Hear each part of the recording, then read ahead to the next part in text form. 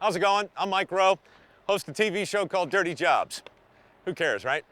Reason I'm here is that I've been getting a lot of letters pertaining to this Mitchum Hardest Working Blank in America contest. Some people apparently do watch my little program, and they've written to me all suggesting that I enter myself as the hardest working show host in the country. Well, that's very flattering. The problem is, even though I've done nearly 300 dirty jobs and worked as an apprentice in just about every industry, I've been fired from all of them. So technically, in some fundamental way, I believe that should disqualify me. However, I am intimately familiar with the daily routines of many hardworking Americans, and it occurred to me that perhaps I could nominate one for your consideration here, which is precisely what I'm about to do. This is a guy who has not been featured before on Dirty Jobs, but he's a guy I know, and he's a guy who's doing something really important pertaining to all this crap behind me. He's essentially a garbage man, but he has one of the coolest routes in the country. His name is Chad Pregracke, and he works the Mississippi River. Hey, my name's Chad Pregracke, and what we do is basically clean rivers. I started doing this for one reason, because I got sick of seeing all the garbage like this in the Mississippi River. We're talking thousands of appliances, thousands of tires, thousands of 55-gallon barrels. If it shouldn't be in there, it needs to get out of here. And we're the only crew in the world doing this thing. 10 years ago, Chad procured a barge, and he and his buddies started sailing up and down the Mississippi, picking up cars, drums of oil, dead bodies, messages in bottles. It's like the Mississippi River is coughing up its crap, and there's Chad Pregracke picking it all up.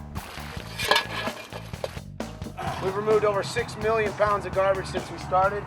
That includes over 60,000 tires, 3,000 barrels, cars, trucks, tops of school buses, cut up barges. This was a float for a pipeline. When you see your boss working harder than anybody, being the last one to go to bed and the first one up, inspires us. That energy is contagious. At least Chad has to sleep, because if he didn't, he'd probably work us 24 hours a day. Just to keep the organization going, gotta raise the money, touch base with hundreds of sponsors. You wanna know how many phone calls I make? All calls combined, 10,464 calls. You guys ready? Like so pumped up, you all run into each other and then fall down and go different directions? That kind of ready? I work on the Ohio River, Illinois River, Missouri River, a bunch of smaller rivers in between. Then as far out east as Washington, D.C. and Potomac.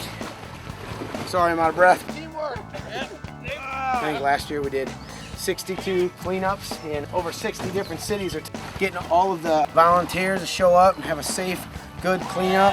It's not an easy deal, but the one thing I've learned, it's not supposed to be easy. If it was so easy, the Mississippi River would have been cleaned up a long time ago, or wouldn't be dirty in the first place. We'll see you back there. Thanks a lot. Make no mistake, Chad is a do-gooder, but he's not one of these do-gooders who's looking for cameras.